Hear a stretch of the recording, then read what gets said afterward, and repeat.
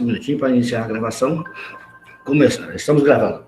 Então, esses atos privativos da advocacia são, regra geral, aqueles atos que só podem ser praticados por aquela pessoa, por aquele profissional inscrito na OAB. Só ele pode praticar esses atos chamados privativos de advocacia. Vamos avançar, então, dentro desse tema. A atividade de advocacia, ela é privativa. Postulação a órgão do Poder Judiciário e aos juizados especiais. Essa postulação ao órgão do Poder Judiciário e aos juizados especiais consta do artigo 133 da Constituição da República Federativa do Brasil. Diz lá o texto do artigo 133. O advogado é indispensável à administração da justiça, sendo inviolável por seus atos e manifestações no exercício da profissão nos limites da lei. Então, vocês observem que nós temos, na nossa Constituição Federal, este comando legal que estabelece esse importante trabalho desenvolvido por aquele que se propõe a ser um profissional do direito. Ou seja, o artigo 133 estabelece a indispensabilidade do advogado na administração da justiça. E mais ainda, ele garante a inviolabilidade do advogado por seus atos e manifestações no exercício da atividade profissional nos limites da lei, né? Perfeito? É interessante observarmos que o nosso estatuto também traz, lá no artigo 22, que compete a Constituição ainda, por favor. No artigo 22 da Constituição. Compete privativamente à União legislar sobre, inciso 16, organização do Sistema Nacional de Emprego e condições para o exercício de profissões. É deste artigo 22 da Constituição que origina a regulamentação da nossa profissão feita no Estatuto da Advocacia e da Ordem dos Advogados do Brasil. Por isso que o Estatuto estabelece que para você se inscrever como profissional do direito na OAB, você tem que preencher aqueles requisitos que nós estudamos no artigo 8º, né, dentre os quais submeter-se ao chamado exame de ordem. Então, há um amparo constitucional deste comando legal que está inserido no nosso estatuto. Eu quero, como eu digo sempre, né, qualquer intervenção de vocês está à vontade, pode perguntar, nós estamos aqui para ir tirando as dúvidas na medida do possível. Vamos avançar um pouco mais. Então, nós estamos vendo com relação às atividades de advocacia que são privativas do profissional inscrito no OAB. Postulação a órgãos do Poder Judiciário e aos juizados especiais, correto? Vamos avançar mais um pouquinho. Agora, é importante nós salientarmos que há exceções a essa regra estabelecida. Quais são essas exceções? A primeira delas é a impetração de habeas corpus em qualquer instância ou tribunal. O artigo 1º, parágrafo 1º do Estatuto da Advocacia e da Ordem dos Advogados do Brasil estabelece o seguinte, artigo 1º, são atividades privativas de advocacia. Parágrafo 1º, não se inclui na atividade privativa de advocacia a impetração de habeas corpus em qualquer instância ou tribunal. Ou seja, em outras palavras, nós estamos dizendo que não é preciso ser advogado para impetrar um habeas corpus em qualquer instância, ou na primeira instância, ou em qualquer tribunal. Então, qualquer cidadão pode impetrar um habeas corpus, sem a necessidade do advogado. Essa é uma exceção que está lá no nosso estatuto, no artigo 1º, parágrafo 1º. A outra exceção é na justiça trabalhista. O artigo 791 da CLT estabelece o seguinte: os empregados e os empregadores poderão reclamar pessoalmente perante a Justiça do Trabalho e acompanhar as suas reclamações até o final. Vejam vocês que interessante. Na Justiça do Trabalho, não é necessário que empregados e empregadores utilizem do trabalho do advogado para fazer a sua reclamação. Porém, há uma questão que envolve a amplitude dessa exceção. Vamos ver qual é ela? A súmula 425 do Tribunal Superior do Trabalho, ele limita esse jus postulante, que é o direito de postulação, às varas e tribunais regionais do trabalho. Ou seja, o advogado está dispensado apenas nas ações que tramitam nas varas e nos tribunais regionais do trabalho. Se for preciso subir para os tribunais superiores, no caso, o Tribunal Superior do Trabalho, aí já é necessário o advogado. Então, ação rescisória, ação cautelar, mandado de segurança e recursos de competência do TST só podem ser impetrados por advogado. Ok? Ficou claro essa colocação? Então, é essa exceção que nós estamos falando, ela tem a limitação. Então, o artigo 791 da CLT estabelece que empregados e empregadores podem reclamar pessoalmente perante a Justiça do Trabalho e acompanhar suas reclamações até o final. Porém, uma súmula 425 do próprio Tribunal Superior do Trabalho limita isso. Você está dispensado do advogado apenas nas varas e tribunais regionais do trabalho. Se for subir qualquer recurso para o Tribunal Superior do Trabalho, aí sim é necessário o advogado. Entendido? Ficou alguma dúvida? Então, o que nós temos? Nós temos, primeira exceção, impetração e habeas corpus. Segunda exceção, justiça trabalhista nas varas e tribunais regionais. E nós temos uma terceira exceção, que são os juizados especiais. Juizados especiais. Observem vocês que a Lei 9.099, de 95, no seu artigo 9º, estabelece que os juizados especiais dispensam o advogado em causas de até 20 salários mínimos no âmbito estadual e 60 salários mínimos no âmbito federal. O que nós estamos dizendo aqui?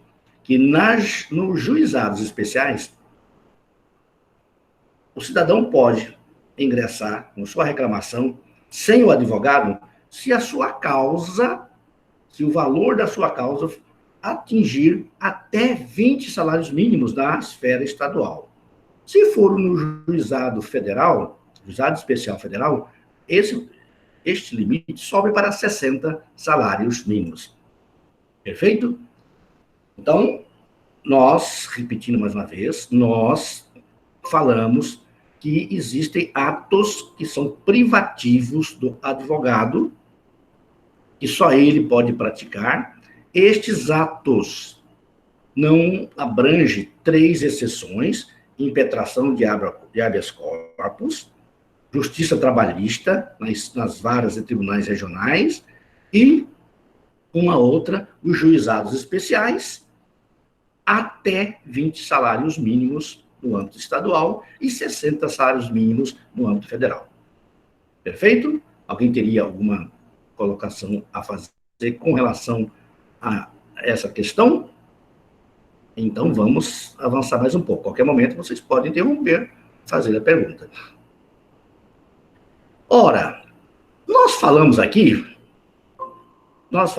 no artigo 133 da Constituição, segundinho, no artigo 133 da Constituição, que diz que o advogado é indispensável à administração da justiça e é inviolável por seus atos e manifestações no exercício da profissão. Perfeito?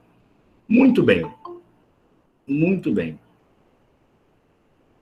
O artigo 133, então, da Constituição Federal, então, traz as características essenciais da advocacia.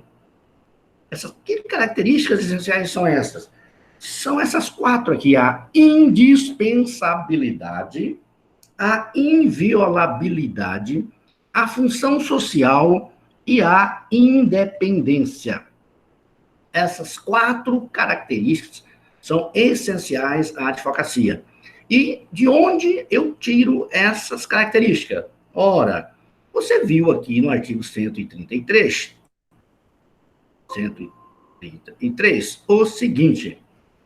Olhe lá, artigo 133. O advogado é indispensável à administração da justiça.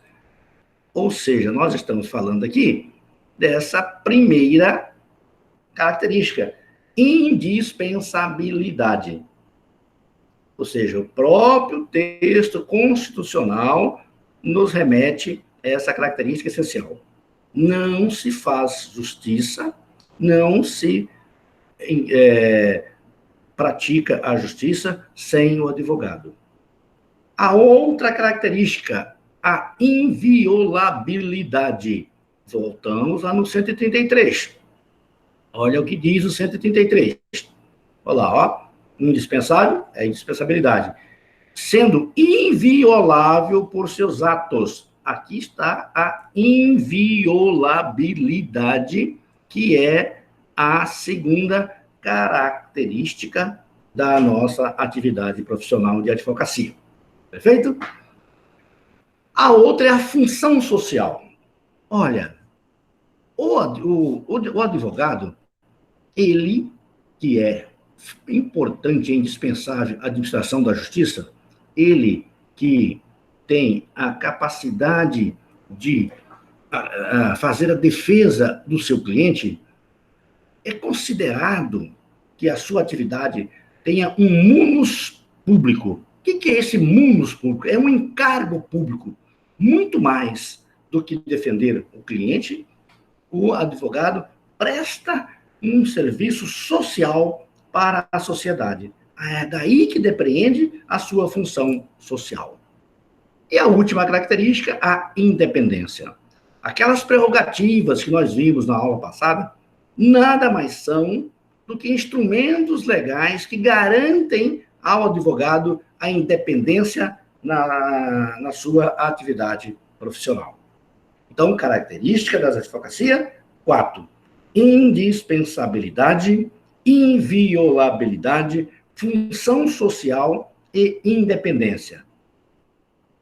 Com essas características, onde eu vou buscar essas características? No texto constitucional, no artigo 133. Aonde mais? No próprio estatuto nosso, que trabalha detalhadamente essas questões de prerrogativas da nossa atividade profissional. Perfeito? Base legal. A base legal das características essenciais da advocacia. Onde eu terminei de dizer para vocês.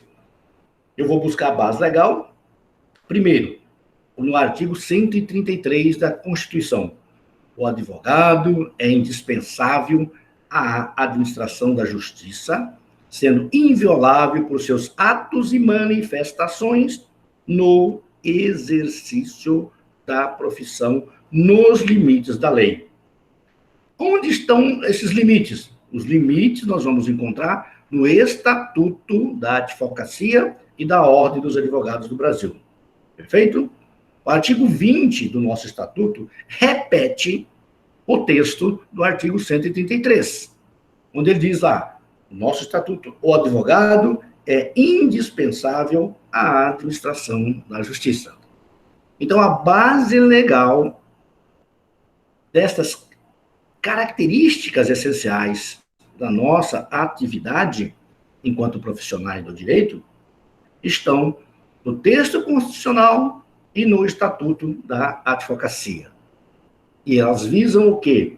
Visam permitir que nós tenhamos essas características aqui: a indispensabilidade, a inviolabilidade, a função social e a independência. Temos alguma dúvida até aqui? Alguém gostaria de fazer uma pergunta, acrescentar alguma outra questão? Vamos aqui, a oportunidade é exatamente essa, para que a gente possa falar um pouco sobre essa nossa profissão tão maravilhosa, né? Que vocês estão buscando através do curso de Direito. Vamos avançar um pouco mais. Muito bem. Se eu tenho atos que são privativos do advogado, o que acontece se pessoas que não têm habilitação para advogar praticarem atos? Nós vimos lá e nós temos,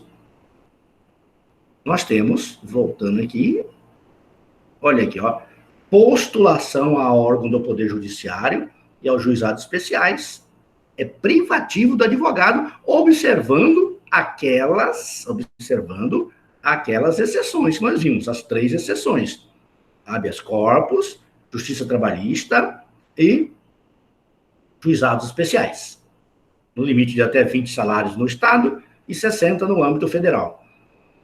Porém, a pergunta é essa: se alguém que pratica um ato que é privativo da advocacia, o que acontece? São nulos. Então, os atos privativos da atividade de advocacia que forem praticados por qualquer pessoa sem capacidade postulatória são nulos. Quando que a pessoa não tem capacidade postulatória? É quando ela não está devidamente inscrita na Ordem dos Advogados do Brasil.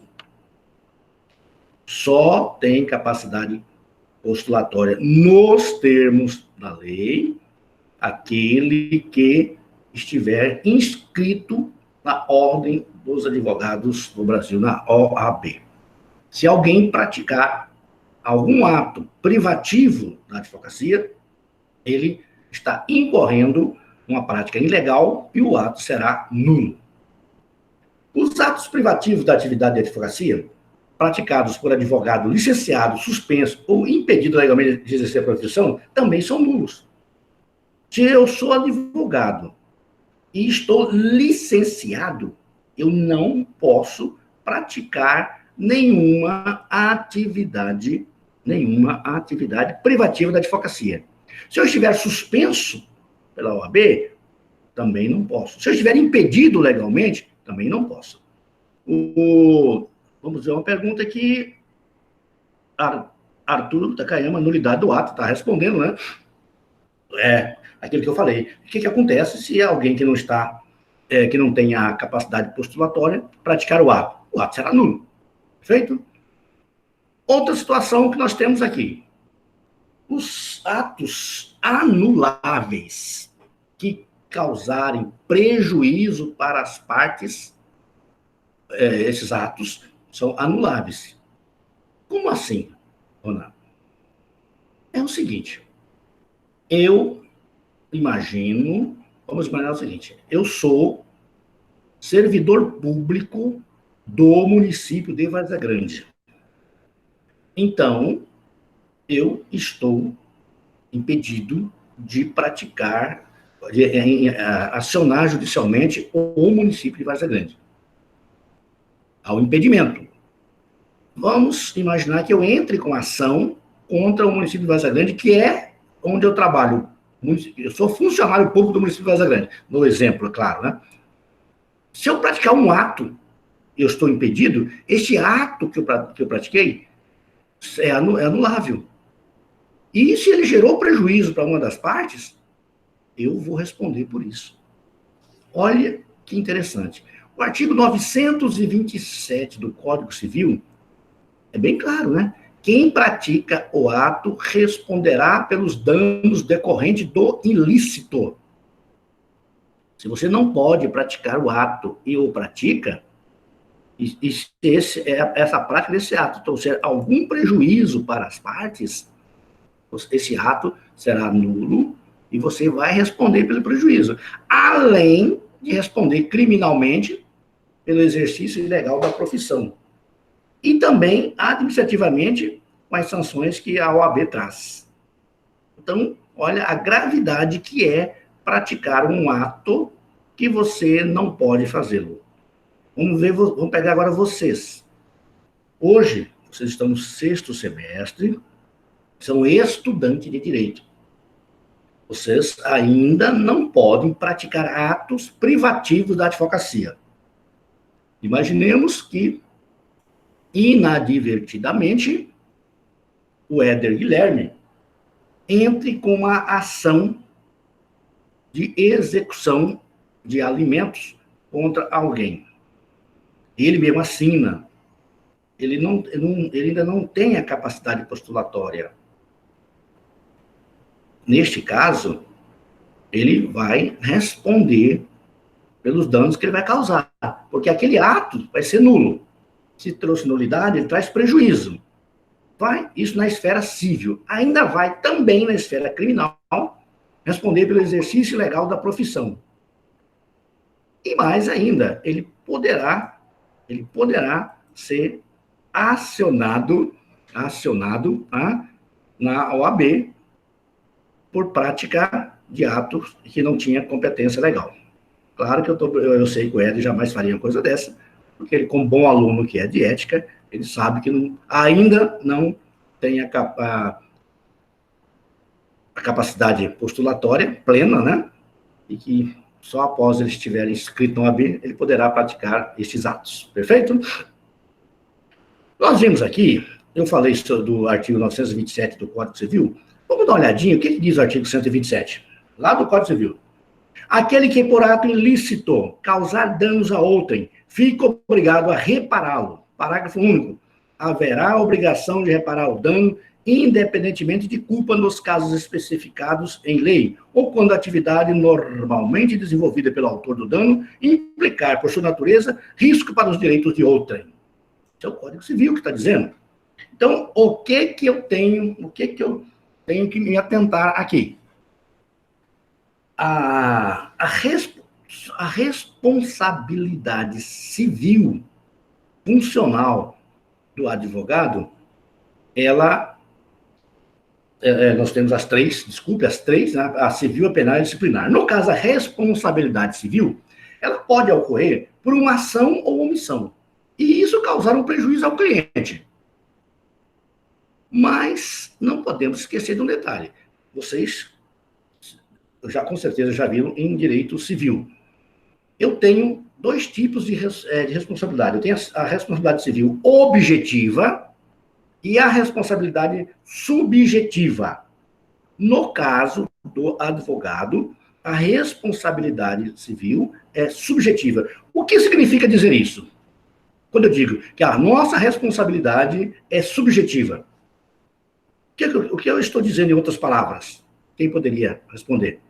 O que é uma responsabilidade subjetiva? O advogado vai responder, mas a sua responsabilidade é subjetiva. Artigo 186 do Código Civil. O que seria essa responsabilidade subjetiva?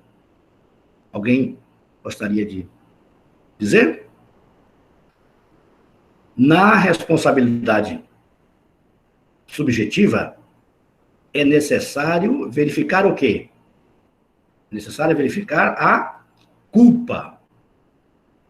Então, a responsabilidade civil do advogado é subjetiva. Há que se verificar se ele é culpado pelo dano que causou.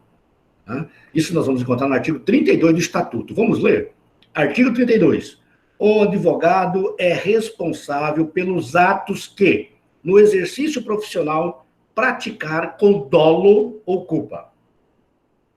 Interessante a gente observar que o artigo 3º do Código de Defesa do Consumidor trata dessa questão também. Vamos observar?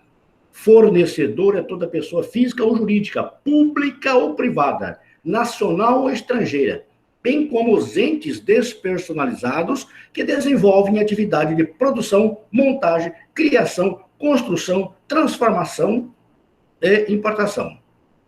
Conceito de fornecedor, pessoa física. Ora, o advogado, sim, prestador de serviço. Então, esse artigo terceiro do Código de Defesa do Consumidor nos inclui como prestador de serviço, perfeito?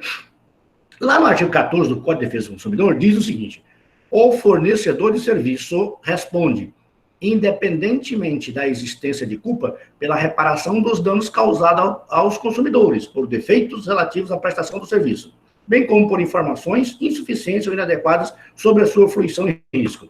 Porém, o próprio parágrafo 4º do artigo 14 nos exime, dizendo o seguinte: a responsabilidade pessoal dos profissionais liberais, e nós, advogados e advogadas, somos profissionais liberais, será apurada mediante a verificação de culpa. Então, mais uma vez, fica reforçado aqui a teoria da subjetividade. Né?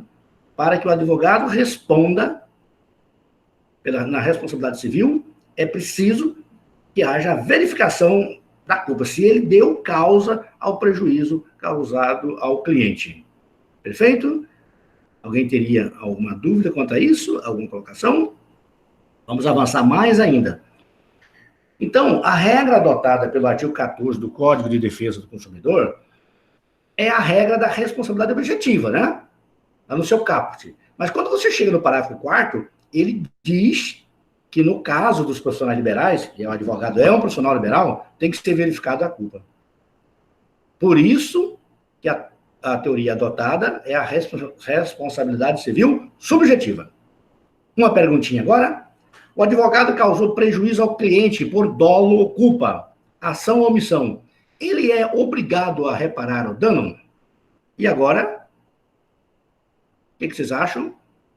O advogado causa um prejuízo ao cliente por dolo ou culpa, ação ou omissão. A pergunta é, ele é obrigado a reparar o dano? O que vocês acham? O advogado teria que reparar o dano? Claro. Claro. Apurado a culpa, né? Ou o dolo, o advogado que causou prejuízo vai responder sim. Então, vocês observem que é sério essa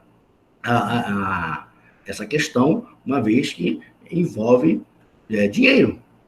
Se você causou prejuízo, o cliente pode ingressar contra você para ressarcir-se dos prejuízos, caso ficar provado que houve culpa sua naquele evento.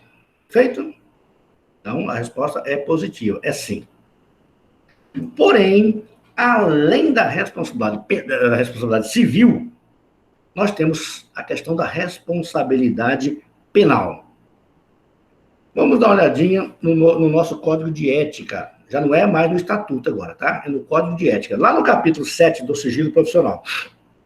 Artigo 35 do Código de Ética diz: o advogado tem o dever de guardar o sigilo dos fatos de que tome conhecimento no exercício da profissão. Parágrafo único. O sigilo profissional abrange os fatos de que o advogado tenha conhecimento em virtude das funções desempenhadas na Ordem dos Advogados do Brasil. Olha, uma questão muito séria que envolve a prática da advocacia, que daqui a pouco vocês estarão fazendo, né? Esse semestre está praticamente já caminhando para o final. Como seria essa questão do sigilo profissional? Nós, enquanto profissionais do direito, temos dever desse sigilo. O Wagner faz uma pergunta aqui. A atividade do advogado também é de responsabilidade? O Wagner, só me dê especifique melhor o que você colocou na questão, atividade do advogado. De meio. Não, ótima pergunta, Wagner. O seguinte, muito boa mesmo. Nós, enquanto profissionais do direito, nós, enquanto advogado, não podemos garantir o resultado da nossa prestação de serviço. Porque a nossa atividade é atividade de meio, né, Wagner? Quem vai julgar é o juiz. Porém, nós não podemos causar prejuízo por dano. Não podemos causar prejuízo por culpa, por omissão nossa. Aí nós vamos ter problema. Vamos dar um exemplo? Vamos imaginar que você ingressa com uma ação de indenização por danos morais contra uma grande empresa. Indenização alta. O seu cliente ingressa com a indenização lá de R$1 milhão. A empresa vem e contesta esta ação. E você esquece de impugnar no prazo legal essa contestação. Ao não impugnar, você faz com que o seu cliente perca o direito. Neste caso, você que deu causa ao prejuízo. Perfeito? Você que deu causa ao prejuízo. Então, você vai responder sim, na esfera civil, na esfera penal e na administrativa. Perfeito? Então, nós temos que ter esse cuidado. A pergunta do Wagner é bastante procedente. O Ricardo, dano moral por perda de uma chance. Dano moral. Como assim, Ricardo? Só me dê um dano moral por perda de uma chance. Só... O que você entende? Eu não entendi só a pergunta. Dano moral por perda de uma chance. Na responsabilidade civil. Você está perguntando se você ingressa com a ação e a justiça entende que não houve dano moral. Ah, tá. Você está afirmando, está perguntando. Dano moral por perda de uma chance. Obrigado. Entendi. Pensei que você estava perguntando, fiquei em dificuldade. O que será? Mas é isso mesmo. Obrigado. Então, vamos seguir, agora, olhando a questão na esfera penal, tá? Na esfera penal. O artigo 36 do Código de Ética, lembrando vocês, isso que nós estamos vendo agora na esfera penal, é o Código de Ética que regulamenta. Artigo 36 diz o seguinte: o sigilo profissional é de ordem pública, independendo de solicitação de reserva que lhe seja feita pelo cliente. O que está dizendo aqui? O cliente não precisa pedir para você ficar em sigilo. Ele é de ordem pública. O cliente não precisa te pedir, você tem que manter o sigilo. Parágrafo 1º. Presume-se confidenciais as comunicações de qualquer natureza entre advogado e cliente. Parágrafo 2º. O advogado, no exercício das funções de mediador, conciliador e árbitro, se submete às regras do sigilo profissional. Artigo 37. O sigilo profissional cederá em face de circunstâncias excepcionais que configurem justa causa, como nos casos de grave ameaça ao direito à vida, à honra, ou que envolvam defesa própria. O artigo 38, o advogado não é obrigado a depor em processo ou procedimento judicial, administrativo ou arbitral sobre fatos cujo respeito deva guardar sigilo profissional. Vamos comentar, então, esses artigos lá do nosso Código de Ética. A regra geral é que o advogado deve guardar o segredo profissional. E esse segredo profissional, esse sigilo profissional, nasce independentemente se você tem procuração ou não no cliente. Tá? Mesmo que você não venha atuar para aquela pessoa, aquele cliente que te procurou, mesmo que você não venha trabalhar para ele, você tem que manter sigilo sobre aquilo que ele te contou. Vamos a um exemplo? O cliente vai no seu escritório e confessa os crimes que praticou. Aí você cobra os honorários e o cliente acha muito alto o custo dos honorários e vai embora. Mesmo assim, o advogado tem que guardar os segredos. Ah, mas ele não me contratou. Você tem que guardar os segredos. Os crimes que ele te contou, você tem que mantê-los em segredo. Uma outra situação. Você vai no presídio visitar um cliente seu que está preso. Um outro preso que está lá por perto, confessa um segredo para você. Mas você não é advogado dele, mas tem que manter o sigilo profissional. Tá? Se você está no corredor do fórum, alguém vem e te faz uma consulta. Você nem conhece, não é seu cliente. Você tem que guardar o sigilo profissional. Resumindo, tudo que o advogado ou a advogada souber no exercício da profissão, ele, advogado, ou ela, advogada, tem o dever de guardar o sigilo. É lá no artigo 35 do Código de Ética e Disciplina da OAB. Perfeito? Então, olha como é que é sério a questão do sigilo profissional. Dever de sigilo em todas as situações em que você for procurado por alguém. Ah, mas esse sigilo é absoluto? Não.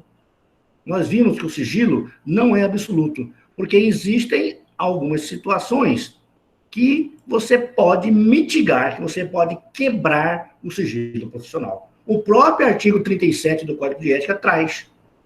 Quando você pode quebrar o sigilo profissional? Ao defender a vida de alguém, ao defender a honra de alguém, ou quando o cliente estiver afrontando o advogado.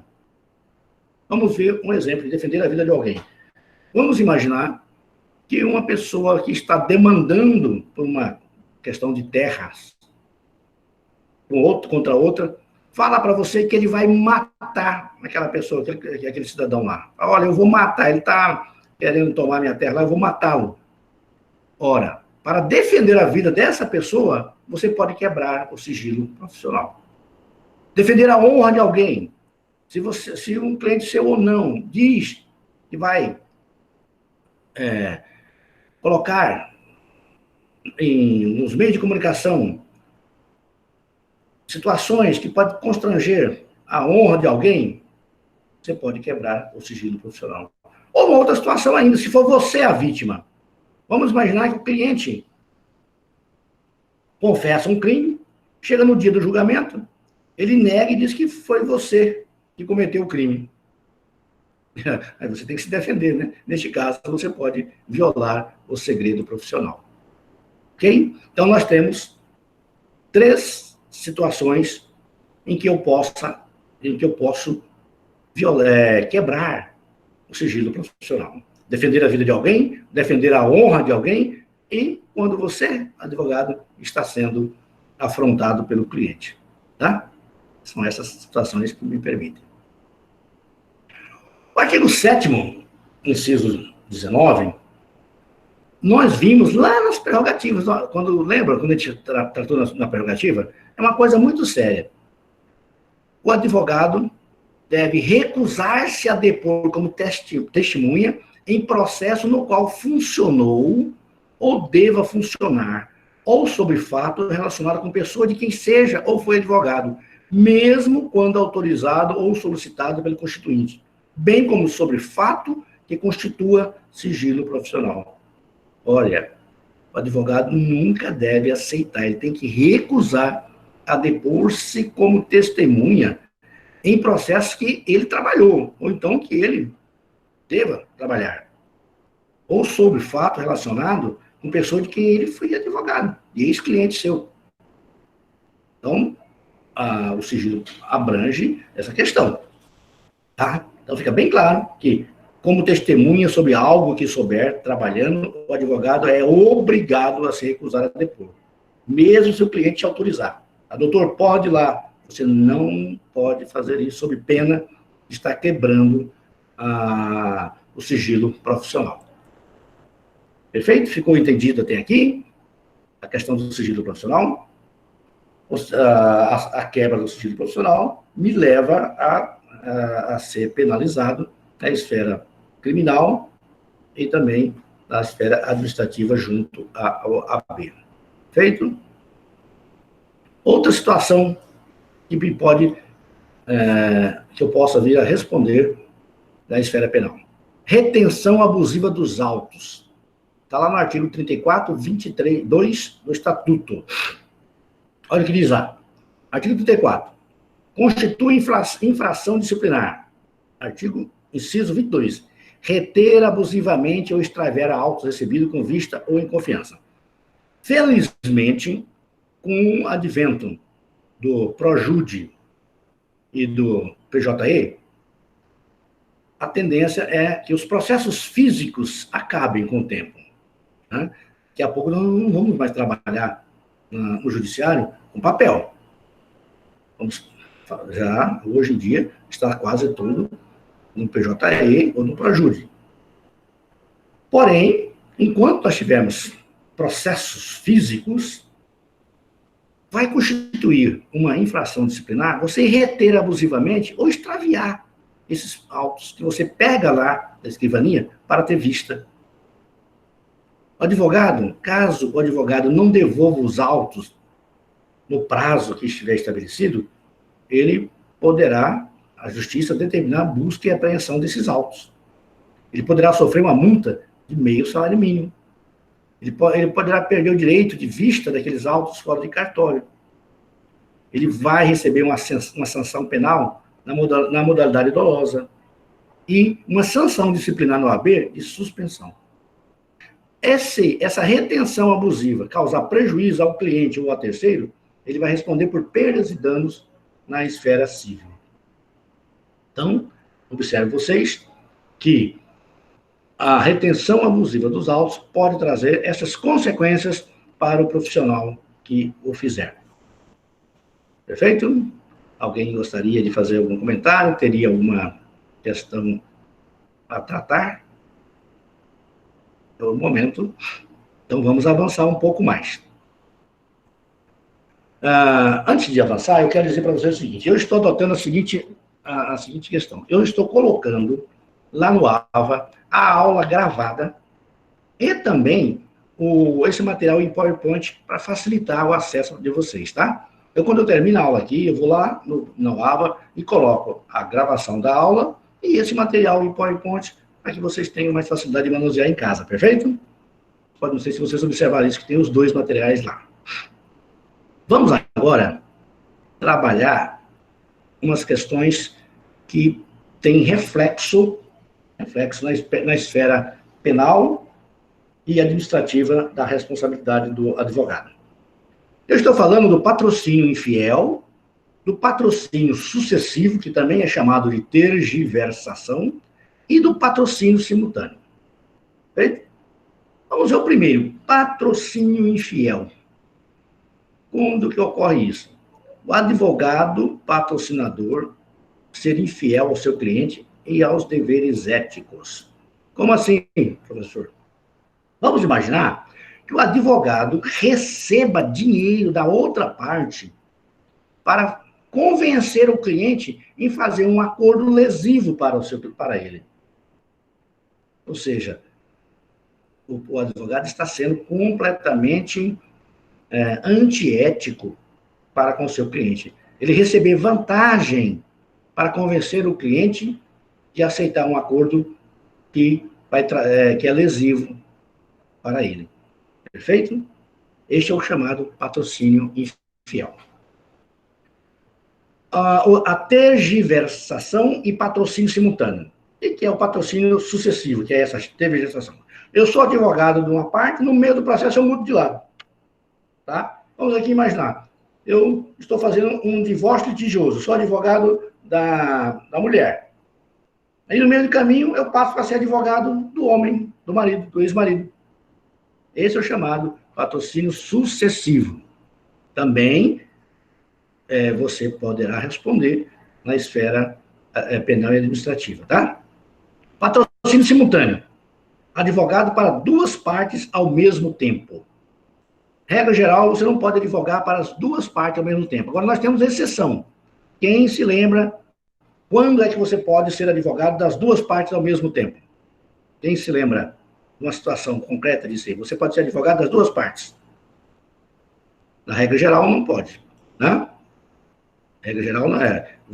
É o patrocínio simultâneo. O advogado para as duas partes ao mesmo tempo. Quem se lembra?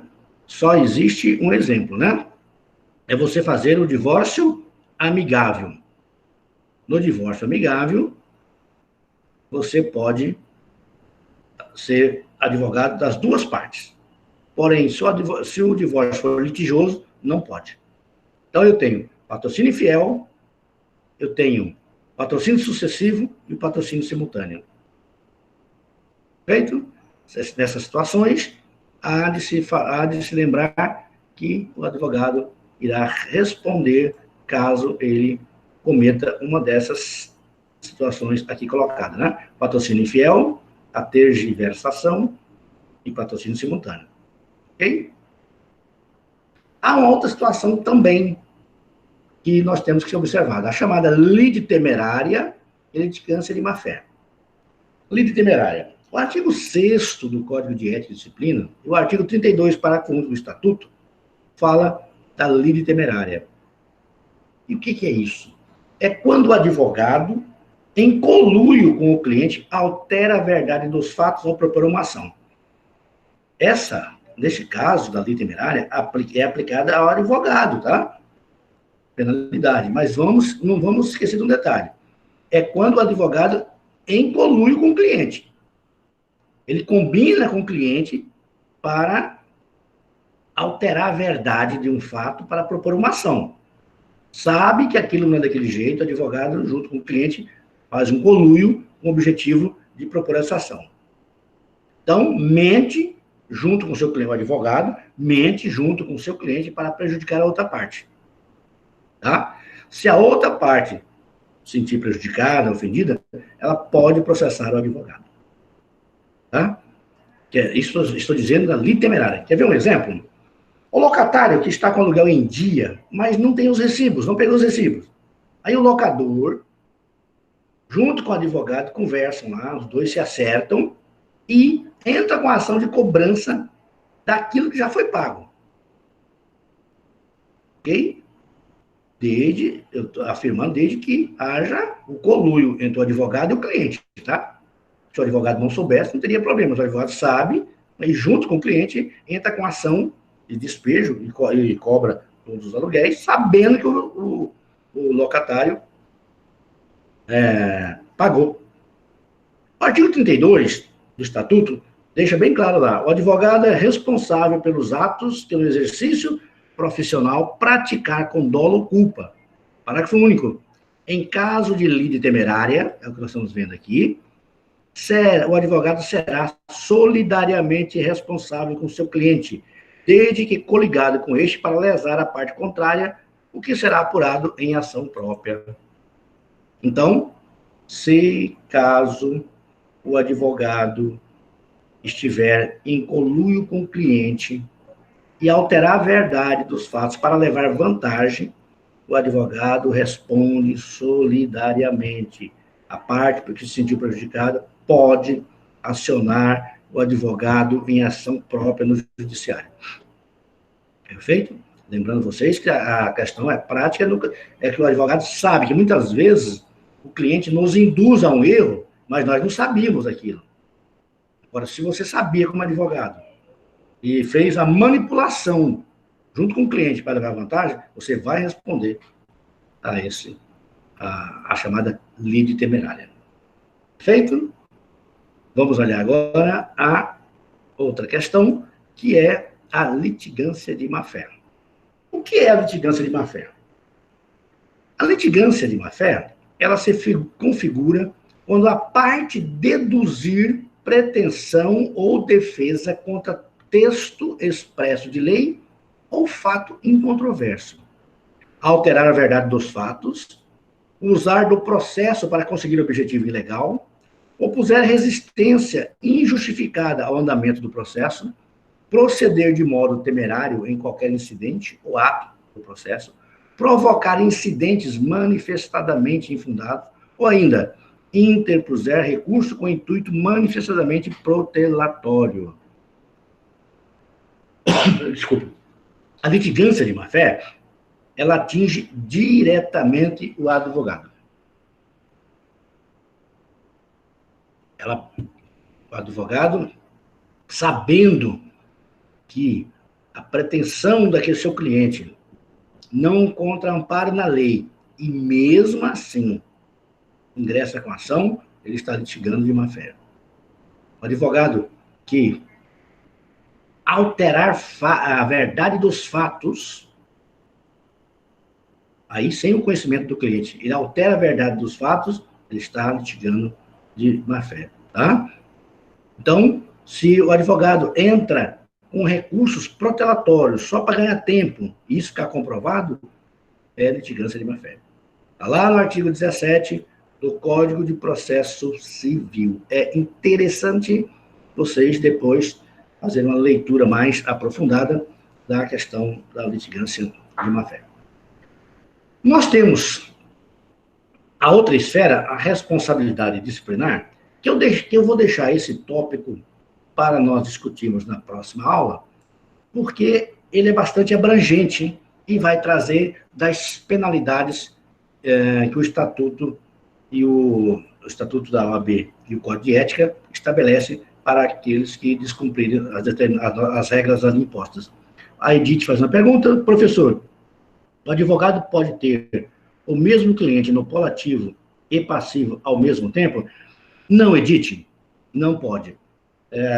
Aquilo que nós falamos aqui atrás, que trata do patrocínio simultâneo, tá? Não é possível. Só um único caso que é possível é no divórcio amigável, ou na separação judicial amigável, tá? E aí basta um advogado para as duas partes. Então, não é possível, se você for a advogada do autor, você não pode ser advogada da parte ré, tá? Então, há essa possibilidade de atuar nos dois polos, perfeito? Bom, gente, são estas as principais questões que nós queríamos tratar neste tópico, que fala dos atos privativos da advocacia, e antes de que a gente possa dar por encerrada essa primeira parte, eu me coloco à disposição para a gente responder a qualquer pergunta com relação ao tópico que nós trabalhamos hoje, os atos privativos de advocacia. Alguém teria alguma dúvida? Há necessidade de rever algum item que nós falamos e talvez não ficou muito claro? A princípio, vocês veem, é muito simples, né? E basta a gente refazer uma leitura depois e qualquer dúvida que perdurar, a gente consegue tirar. Mas se alguém já não entendeu alguma situação ou quer colocar uma situação prática, é um momento adequado para nós discutirmos essa questão. Ficou claro? É possível? A gente já sabe nos atos privativos da advocacia de que se trata, onde está a base legal dele. É possível alguém gostaria de fazer alguma pergunta? É o momento. Tá ok? O Éder está dizendo que ficou claro. A postulação ao Poder Judiciário é uma prerrogativa, né, de nós advogados. Lembrando que tem aquelas exceções, é muito importante lembrar das exceções, tá? Não podemos esquecer que para habeas corpus eu não preciso do advogado, para justiça trabalhista eu não preciso, e para juizados especiais, até 20 salários mínimos no Estado e 60 se for no âmbito federal. Perfeito? Aí você me fala, mas por que se ingressa na justiça com habeas corpus através de advogado? Gente, é claro que nós vamos defender que se contrata advogado, né? Para se fazer o habeas corpus. Não teria obrigatoriedade. Mas uma pessoa que não lida no dia a dia do direito não teria, talvez, uma fundamentação adequada para elaborar o seu habeas corpus. Ele pode fazer, mas a gente aconselha sempre contratar o advogado, né? Afinal de contas, nós estudamos aí 5 anos, aí vocês, 5 anos estudando, vamos ter muito mais condições de elaborar uma tese fundamentada no caso de um habeas corpus, ou também na Justiça do Trabalho, né? Justiça do Trabalho está dispensado advogado, mas será que o trabalhador teria a fundamentação para pleitear os seus direitos lá? Então, são exceções estas que podem, às vezes, trazer prejuízo para o trabalhador. Mesmo ele podendo ingressar, mas se ele não tiver base nas suas argumentações, pode perder o seu direito, né? E nos juizados especiais, a mesma coisa. Causas pequenas, né, até 20 salários mínimos, não precisa do advogado. No âmbito estadual, no âmbito federal, até 60. Acima disso é preciso, tá? As características nós já vimos lá, estão lá, né? Indispensabilidade, inviolabilidade, função social, independência, está colocado. E assim, foi o tema que nós trabalhamos. Eu peço para vocês fazer uma leitura mais atenta a esses itens aqui que nós tratamos ao final, que é o patrocínio infiel, tá? Patrocínio sucessivo e o patrocínio simultâneo. Dê uma lidinha, trabalhe um pouco mais disso, há muito material sobre isso aí, para que vocês saibam distinguir o que cada um trata, tá? Mas no próximo tópico a gente vai ver as punições que o advogado recebe caso ele seja um patrocinador infiel, caso ele ocorra o patrocínio simultâneo, tá? Há também a questão da litigância temerária, litigância de má-fé. Veja bem como distinguir uma de cada uma delas. E na próxima aula nós vamos trabalhar a responsabilidade disciplinar, que é bastante extensa. Eu preferi fazer uma aula só para ela. Bom, em não tendo nenhuma pergunta, eu vou voltar para falar com vocês sobre a nossa atividade parcial 1. Muitos não tinham acessado ainda. Nós temos agora, eu vou colocar hoje, dia 29 de abril, uma atividade chamada atividade parcial 1, uma atividade avaliativa. Essa atividade será composta por 10 questões objetivas que estarão lá no AVA, deverão ser respondidas no AVA. Se, porventura, alguém tiver alguma dificuldade, entre em contato comigo pelo WhatsApp, tá? Essa atividade irão tratar de temas que envolvam o que nós vimos até hoje. Lembra vocês? Nós tivemos 5 aulas, tá? Nós tivemos 5 aulas. Então, essa atividade tem temas dessas 5 aulas. Você tem esse material disponível lá no AVA, tem as aulas gravadas, você tem o PowerPoint à disposição, tá? Então, eu vou colocar ao final da nossa aula essas atividades avaliativas lá. Elas terão prazo de entrega, lembrando vocês que no AVA, tá, o prazo é improrrogável, tá? Eu vou colocar, ele vai ficar de hoje, dia 29, até a próxima quarta-feira, até a nossa próxima aula. Se não me engano, é dia 6 de maio, né? Dia 6 de maio. Feito? Então, essa atividade vai estar lá, vocês vão responder na própria plataforma AVA para nós. O Arthur faz uma pergunta. Se o advogado perder o prazo de algum ato processual sem dolo e que leve à perda da causa, há alguma penalidade? Olha que pergunta interessante. Arthur, se não houve dolo por parte do advogado, ele terá condições de não receber a penalidade. Porém, tem que ser analisado caso a caso. Tá? Caso a caso. O que causou, se justifica aquele fato. Feito? Então, a princípio, ele não vai ser penalizado desde que ele prove que não houve dolo por parte dele. Né? Então, a penalidade vai ser... É por isso que a Tribunal de Ética e Disciplina do OAB, ao abrir o processo, ele permite que a gente faça o uso da ampla defesa do contraditório. Tá? Então, não é assim automático. Perdeu, já vai ser punido. Não, mas vai ser verificado se realmente não houve dolo para essa perda. E lembrando também, né, a questão da negligência. Não basta ter o dolo, também não pode ter negligência. Ah, perdeu porque esqueceu. Não, peraí. Tudo isso, tá? Mas a princípio, não. Muito, muito bem. Com relação à nossa atividade avaliativa, a parcial 1, alguém tem alguma pergunta? Alguém tem alguma questão a colocar? Ela vale de 0 a 10, tá? Vai estar lá no AVA, a resposta terá que ser feita pelo AVA, e vai ser somada com aquelas atividades que nós fizemos anteriormente. Feito?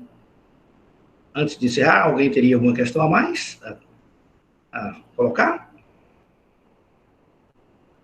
Ninguém tem mais? Ok? Eu vou desligar a gravação, interromper a gravação.